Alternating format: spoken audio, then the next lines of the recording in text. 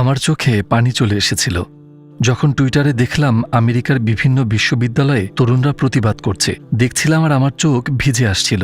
কেউ নাস্তিক, কেউ ইহুদি, কেউ খ্রিস্টান, কেউ মুসলিম, সকল তরুণ একচ্ছত্রভাবে দৃঢ় পায়ে প্রতিবাদে যোগ দিচ্ছে। এটা শোনার পরেও যে আমাদের এই যুবকদের নাম দাও, যখন তারা গ্র্যাজুয়েশন করবে আমরা আমাদের কোম্পানিতে তাদের কোনো চাকরির সুযোগ দেব না। এমনকি বিশ্ববিদ্যালয়ের প্রফেসররা পর্যন্ত জানতেন যে তারা তাদের চাকরি হারাবেন, তাদেরকে বরখাস্ত করা হবে। তবুও তারা এই আন্দোলন বিরতিহীনভাবে অব্যাহত রেখেছেন গাজার সমর্থনে। আপনার মনে আছে ৭ অক্টোবরের পর হার্ভার্ড বিশ্ববিদ্যালয় তাদের ডিনকে বহিষ্কার করে। ইয়েল বিশ্ববিদ্যালয়ের মতো একটি নামকরা বিশ্ববিদ্যালয়েও তাদের ডিনকে জিজ্ঞাসাবাদ এবং বহিষ্কার করা হয়েছিল। এত কিছুর পরও সেই যুবকরা দৃঢ়ভাবে গাজাকে সমর্থন করেছে এবং তারা তাদের অবস্থানে অটল এবং লড়াই করেই যাচ্ছে জায়োনিস্ট ইসরায়েলের বিরুদ্ধে। এটি আমাকে গভীরভাবে স্পর্শ করে। সম্মিলিত আওয়াজ, সেই প্রতিবাদী কণ্ঠস্বরগুলো এক হয়েছে, আর তাই প্রতিধ্বনিত হচ্ছে বিশ্ববিদ্যালয় প্রাঙ্গণগুলোতে। আমেরিকার বিশ্ববিদ্যালয়গুলোতে প্রতিবাদের ঝড় উঠেছে, আর তা বেড়েই চলেছে প্রতিনিয়ত। ওরা কলম্বিয়া বিশ্ববিদ্যালয়ে পর্যন্ত পুলিশ এনেছে, যেখানে তাদের নিয়মানুযায়ী পুলিশের কোনো প্রবেশাধিকার নেই। ফলে পরের দিন আরও ৫ থেকে ১০ গুণ বেশি তরুণ তরুণী সেই প্রতিবাদে অংশ নেয়। তারা যেন চিৎকার করে বলছে যে আমরা গ্র্যাজুয়েশন শেষে আমরা চাকরি পাবো কিনা কেয়ার করি না, সেখানে জুলুম হচ্ছে এবং আমরা কোনোভাবেই আমাদের ট্যাক্স দিয়ে জালিমদের অর্থের যোগান দেব না। এখন মূল প্রশ্ন হলো, কেন আমেরিকার মতো দেশে এত প্রতিবাদ হচ্ছে, যেখানে আমরা জানি আমেরিকা ইসরায়েলের সবচেয়ে বড় সাপোর্টার? আমি কিছু পরিসংখ্যান দেখেছি এবং আমি খুবই শকড সেগুলো দেখে। এ পর্যন্ত আমেরিকা ইসরায়েলকে কতটুকু সাহায্য করেছে সে বিষয়ে রিসার্চ করে কিছু তথ্য দেখেছিলাম। ২০২৩ সাল পর্যন্ত ইসরায়েলের জন্য আমেরিকার মোট সহযোগিতার পরিমাণ $৩০০ বিলিয়ন ছাড়িয়েছে। জানি এর পিছনে অনেক বড় শক্তি কাজ করছে, কিন্তু জনগণ এটি নিয়ে বিরক্ত। আমাদের ট্যাক্সের টাকায় তোমরা নিরপরাধ ফিলিস্তিনিদের হত্যা করছো। ভাই, ৩০,০০০-এরও বেশি মানুষ মারা গেছে এবং তাদের মধ্যে ৭০% নারী ও শিশু। তো সবার প্রশ্ন হলো, একটি শিশু মারা গেল কেন? আমি চাই না আমার ট্যাক্সের টাকা এমন কাজে লাগানো হোক। আর আমেরিকার নিজেরই তো বড় বড় সমস্যা রয়েছে। গৃহহীনতা, মানুষজন রাস্তার ধারে ঘুমাচ্ছে, স্বাস্থ্যসেবা অত্যন্ত ব্যয়বহুল, তেমনি রেন্টের সমস্যা, বিনামূল্যে শিক্ষার কোনো ব্যবস্থা নেই এখানে, অনেকেই প্রয়োজনীয় শিক্ষা থেকে বঞ্চিত। তো আমাদেরই তো এত এত সমস্যা, কি করছো তুমি আমাদের এই ট্যাক্সের টাকা দিয়ে? আমরা প্যালেস্টাইনের নিষ্পাপ শিশুদের হত্যা করছি। কল্পনা করুন, আমি একটি কফি কিনলাম, তো সেই ট্যাক্স দিয়ে কি করা হচ্ছে?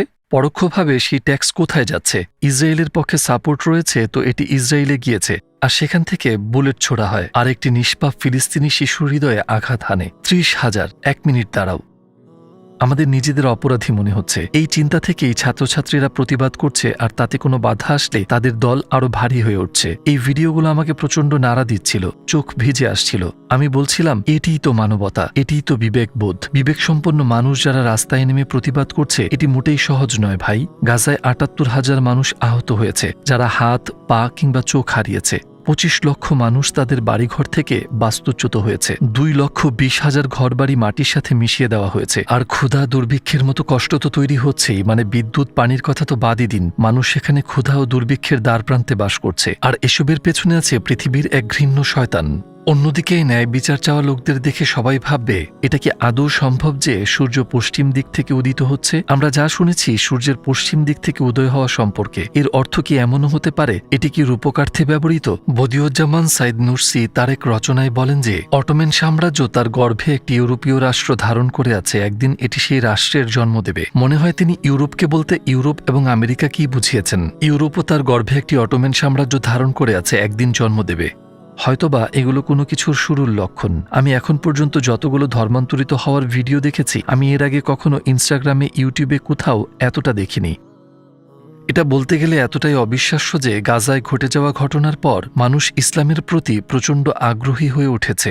গাজার জনগণের এই দৃঢ় সংকল্প অনেক মানুষকে অনুপ্রাণিত করছে। এই লক্ষণগুলো অনুযায়ী এটা হয়তো বড় কোনো পরিবর্তনের উপযুক্ত সময়। মেডিয়া বেঞ্জামিন নামে এক মহিলা আছেন, তিনি একজন অ্যাক্টিভিস্ট। সম্ভবত আপনার মনে আছে তার ব্লাডি হ্যান্ডস নামের মুভমেন্টের কথা। মার্কিন পররাষ্ট্রমন্ত্রীর বিবৃতির সময় প্রোটেস্টাররা হাতে লাল রং মেখে উঠে দাঁড়ায় এবং ব্লাডি হ্যান্ডস প্রতিবাদটার শুরু করে, মানে তুমি আমাদের ট্যাক্স দিয়ে এই জেনোসাইড সমর্থন করছো যা আমরা চাই না। তারপর আমি এই মহিলার একটি সাক্ষাৎকার দেখেছিলাম যা আমাকে সত্যি অনুপ্রাণিত করেছে। প্রতিদিন গাজার জন্য এই মহিলা এবং তার সমর্থকরা এটি করছেন। পররাষ্ট্রমন্ত্রী ব্লিংকেনকে তো চেনেন, প্রতিদিন সকাল ও সন্ধ্যায় তার আসা যাওয়ার পথে বিক্ষোভকারীরা সেখানে থাকে এবং সেই লাল রং, যা রক্তের রং, তারা ক্রমাগত তার চোখের সামনে ঢেলে দেয়। তারা এর মাধ্যমে যা বলতে চায় তা হলো ৩০,০০০ মানুষের, নবজাতক ও শিশুদের এই রক্ত, এটা তোমার হাতে। তারা তাকে এইভাবে বারবার মনে করিয়ে দেয়। প্রতিবাদটি প্রথম দেখেই মনে হলো এই প্রোটেস্টগুলো কতটা অর্থপূর্ণ। তাদের রাস্তায় রক্ত ছিটিয়ে দিয়ে ক্রমাগত তা লাল করে দিচ্ছেন। মহিলাটি লড়াই করেই চলেছে এবং তার সাক্ষাৎকারে বলেছে, প্রতিদিন যা দেখি তা আমার মাথা খারাপ করে দিচ্ছে। আমি ঘুমাতে পারি না গাজার এই বাচ্চাদের আর তাদের মায়েদের কথা ভেবে। অথচ বিশ্ব নেতাদের কথা শুনে মনে হয় যেন কিছুই হয়নি। প্রতিবার বিশুদ্ধ পানি পান করারও ঘুমের সময় গাজাবাসীর কথা ভাবি, যাদের প্রতিনিয়ত এসব থেকে বঞ্চিত করা হচ্ছে।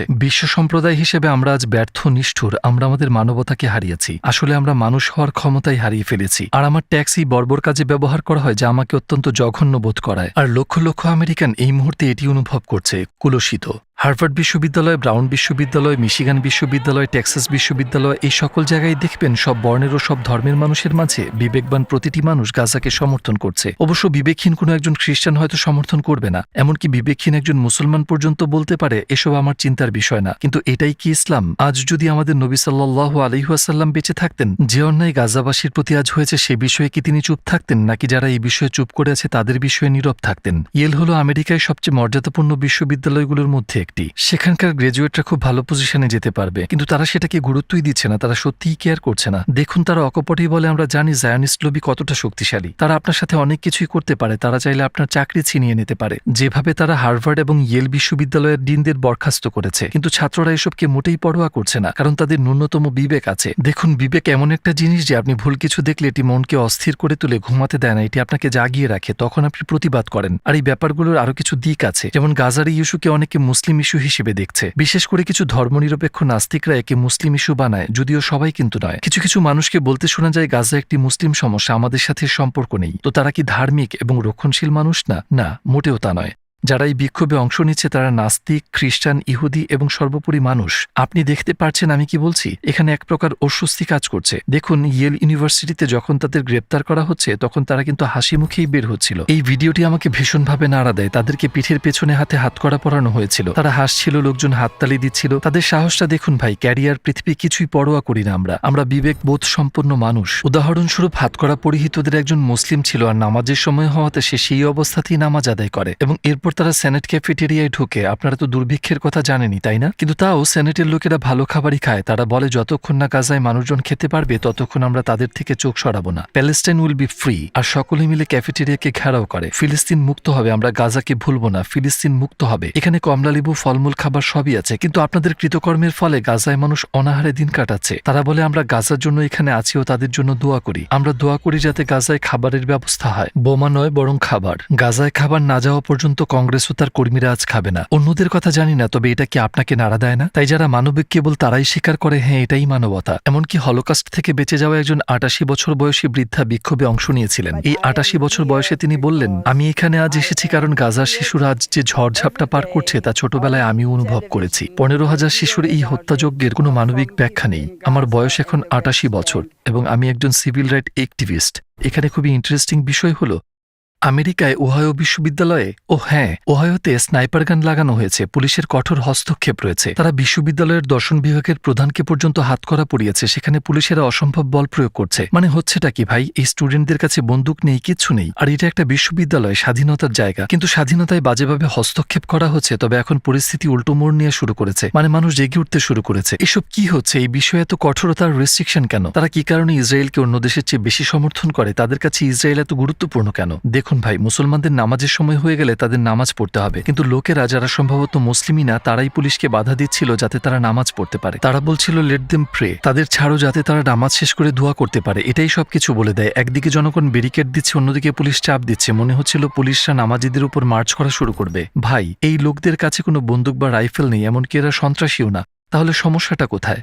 চলুন কন্টিনিউ করি। এখানে ইহুদিরা একত্রিত হয় এবং এই অন্যায়ের প্রতিবাদে যোগ দেয়। তার মানে হলো সব ইহুদিরা এই গণহত্যাকে সাপোর্ট করে না। যারা বর্তমানে ফিলিস্তিনে বর্বর গণহত্যা চালাচ্ছে এর মূল হোতা হলো জায়নিজম মাইন্ডসেট। পৃথিবীর বিভিন্ন প্রান্তের ইহুদিরা এসব বিভৎসতাকে ঘৃণার সাথে প্রত্যাখ্যান করেছে। সবকিছু দেখার পর অনেক বোধসম্পন্ন মানুষকে আপনি ইনস্টাগ্রামে দেখবেন যারা মুসলিম হয়ে যাচ্ছে। যেমন আমেরিকান, ব্রিটিশ, পর্তুগিজ এবং স্প্যানিশরা খ্রিস্টান, ইহুদিয়ান নাস্তিকতা থেকে ইসলামে ধর্মান্তরিত হচ্ছে। এমনকি আমাদেরই এক বন্ধু যে আমাদের চ্যানেলে স্প্যানিশ ডাবিংয়ের কাজ করে, সে খ্রিস্টান ছিল এবং পরবর্তীতে ইসলাম গ্রহণ করে। গাজায় এই ঘটনার পর যেন সবাই সত্যিকারে জেগে উঠেছে। যে কারোরই এই চিন্তা আসতেই পারে যে সত্যের সূর্য কি তবে সত্যিই পশ্চিম হতে উঠতে শুরু করেছে, সত্যিই কিছু কি ঘটতে যাচ্ছে। পশ্চিমের জনগণের এই ক্ষোভ, ইসলামে এত লোকের ধর্মান্তরিত হওয়া, বিবেকসম্পন্ন মানুষের এই উত্থান, এগুলোই কি তবে সময়ের পরিবর্তনের আভাস দিচ্ছে? প্রথমত আমাদের এটা জানা উচিত যে ইসলামের দুটি দিক আছে। প্রথমটি হলো ইবাদতের দিক, হারাম হালাল, নামাজ এবং দোয়া করা ইত্যাদি। আর অন্যটি হলো সামাজিক জীবনে ইসলামী নীতি নৈতিকতা। দেখবেন কিছু ব্যক্তি আছে মুসলিম, তারা নামাজ পড়ছে, রোজা রাখছে, বলতে গেলে সব ইবাদতই করছে, কিন্তু তারা ইসলামের নীতি নৈতিকতার ধার ধারে না। তাই এখানে ওখানে তারা এমন সব ফালতু কাজ করে কিংবা মানুষকে অযথা কষ্ট দেয় যা ইসলামের সাথে মোটেই যায় না। বস্তুত তাদের ভেতর সহানুভূতি নেই, বলতে গেলে কিছুই নেই। আচ্ছা, আপনারাই বলুন, এটা কি ঠিক? আমাদের মহানবী সাল্লাল্লাহু আলাইহি ওয়াসাল্লাম তিনি কি এমন ছিলেন? না, তিনি সেসব গুণেরই অধিকারী ছিলেন না। তার নীতি নৈতিকতা এবং ইবাদতে একাগ্রতা উভয়ই ছিল স্পষ্ট। তিনি এতটাই কোমল ছিলেন যে একটা বাচ্চার পোষা পাখি মারা গেলে তিনি তার বাসায় গিয়ে তাকে সান্ত্বনা দিতেন। ভাবুন, একটা মানুষ কতটা দয়াবান হলে একটা প্রাণীর প্রতি এত বেশি সহানুভূতিশীল হয়। এখন দেখুন পশ্চিমে কি ঘটছে। আমরা স্পষ্ট দেখছি তাদের মধ্যে ইসলামিক এই নীতিনৈতিকতার প্রতিফলন। ইসলাম সম্পর্কে জানার পর তারা শাহাদা পাঠ করে মুসলমানও হচ্ছে। ইসলাম ও কোরআনের সমস্ত অলৌকিকত্ব যখন আবিষ্কার ও অনুভব করে তখন তারা বলে, হ্যাঁ, এটা সত্যি আমাদের সৃষ্টিকর্তার গ্রন্থ ছাড়া কিছুই নয়। আর এভাবেই তারা কালিমা পড়ে মুসলিম হয়। দেখুন, আমি এসব বানিয়ে বলছি না। আপনি ইউটিউবে শুধু কনভার্টস টু ইসলাম টাইপ করলেই এত ভিডিও দেখবেন যে স্ক্রল করতে করতেও শেষ হবে না। উদাহরণস্বরূপ শন কিং নামের একজন অ্যাক্টিভিস্ট ম্যালকম এক্স দ্বারা ব্যাপকভাবে অনুপ্রাণিত হন। তিনি কিন্তু গাজায় গণহত্যার আগে মুসলিম ছিলেন না। অবশ্য তিনি মুসলমানদের সম্পর্কে জানতেন আর আগ্রহীও ছিলেন, কিন্তু গাজায় এসব ঘটনার পর একটি ভিডিওতে মসজিদে তাকে শাহাদা পড়তে দেখলাম। এই ব্যক্তির ইনস্টাগ্রামে 4 মিলিয়নেরও বেশি ফলোয়ার রয়েছে, যা ইনস্টাগ্রাম পরে সাসপেন্ড করে দিয়েছে। আর টুইটারে এখন প্রায় 1 মিলিয়নের মতো ফলোয়ার। সে সত্যিই অসাধারণ। আমি তার অতীতে দেখলাম এই লোকটি আটলান্টার একটি গির্জার প্রতিষ্ঠাতা ছিল, আর এখন সে ধর্মান্তরিত হয়ে মুসলমান হয়ে গেল। তাই বলি যে পশ্চিম থেকে একটি সত্যের সূর্যের উদয় হচ্ছে। এটাই সত্য, তাই না? ইসলাম কি মধ্যপ্রাচ্যে থাকা মানুষের বা আমাদের বাপদাদার সম্পত্তি? মোটেই না। ইসলামের প্রকৃত সত্য এবং মূল্যবোধগুলোকে মূল্যায়ন না করলে ইসলাম এই পশ্চিমাদের হাত ধরেই সারা বিশ্বে ছড়িয়ে পড়বে, কারণ এটা আমাদের কাছে বন্ধক দেয়া নয়। এরপর আসে অ্যান্টিসেমিটিজম ইস্যু। অনেকেই হয়তোবা জানেন না অ্যান্টিসেমিটিজম কি। মূলত এই অ্যান্টিসেমিটিজম হচ্ছে ইহুদি ধর্ম এবং ইহুদি জনগণের বিরুদ্ধে বিদ্বেষ বা শত্রুতা। আপনি জানেন দ্বিতীয় বিশ্বযুদ্ধের সময় হিটলার ব্যাপকভাবে ইহুদিদের হত্যা করে, তখনই মূলত অ্যান্টিসেমিটিজমের উদ্ভব হয়। ইহুদিরা হিটলারের বিরুদ্ধে বলেছিল, তুমি ইহুদি বিদ্বেষী, তুমি ইহুদিদের শত্রু। যারা তাদের আক্রমণ বা অপমান করত তাদেরকে ইহুদিরা এই অজুহাতের অধীনে নিতে শুরু করে এবং যারা অ্যান্টিসেমাইট হিসেবে চিহ্নিত হলো তাদের শাস্তি দেওয়া শুরু হয়। হ্যাঁ, সে সময় ইহুদিরা অবশ্যই নিপীড়িত ছিল এবং তখন সেখানে অ্যান্টিসেমাইট ছিল, কিন্তু সার্থকভাবে এই লেভেলটা ইসরায়েল এখন অপব্যবহার করে। যেমন এই সাম্প্রতিক ঘটনাগুলোতে যখন ইসরায়েলের দেয়া মিথ্যা বিবৃতি নিয়ে বিশ্ববিদ্যালয়গুলো অশান্ত ছিল, তখন শিক্ষার্থীদের সংখ্যা শুধু 2 গুণ নয়, 5 গুণ নয়, 10 গুণ হারে ভিড় বাড়ছিল। এবং যতই তাদের উপর চাপ পড়ল, ভিড় ততই বাড়তে লাগল। এবং তারপর নেতানিয়াহু বলতে লাগল, এসব অ্যান্টিসেমিটিক কর্মকাণ্ড, তোমরা ইহুদিদের শত্রু, ইত্যাদি ইত্যাদি। 1 মিনিট, তুমি না 30,000 নিরপরাধ মানুষকে হত্যা করে গাজার 25 লক্ষ মানুষের বাড়িঘর ভেঙে তাদের উদ্বাস্তু বানিয়েছ, তাদের সাহায্য প্রবেশে বাধা দিয়ে ক্ষুধার কষ্ট দিচ্ছ, আর আমরা এই অন্যায়ের বিরুদ্ধে কথা বললেই ইহুদিদের শত্রু হয়ে গেলাম? এটা আবার কোন তামাশা? তার মানে তারা বাড়ি লুট করে বাড়ির মালিকের উপর অত্যাচার করবে, আর আমরা যখন বলবো 30,000 মানুষ শহীদ হয়েছে, তাদের মধ্যে 70 ভাগে মহিলা এবং শিশু, তোমার কারণেই 25 লক্ষ মানুষ বাস্তুচ্যুত, তুমি তাদের বাড়িতে বোমা মেরেছ, তুমি 2,20,000 বাড়ি ধ্বংস করেছ, প্রতিবাদ করলেই শোনাচ্ছ তোমরা ইহুদিদের শত্রু, ইহুদিরাই নিপীড়িত হচ্ছে। ভাই, 78,000 মানুষ আহত। এই মুহূর্তে আমরা গাজায় গণহত্যা দেখছি। অতীত ইতিহাসে গণহত্যা চলাকালীন যারা গণহত্যাকারী তারা বলেনি আমরা গণহত্যা করছি, কিন্তু পরবর্তীতে যখন ঘটনার তীব্রতা বোঝা গেল, তারা দেখল ঘটনাটি কতটা গুরুতর ছিল। বহু বছর পর তাদের বিচারের সময় বুঝতে পেরেছিল তারা গণহত্যা করেছে।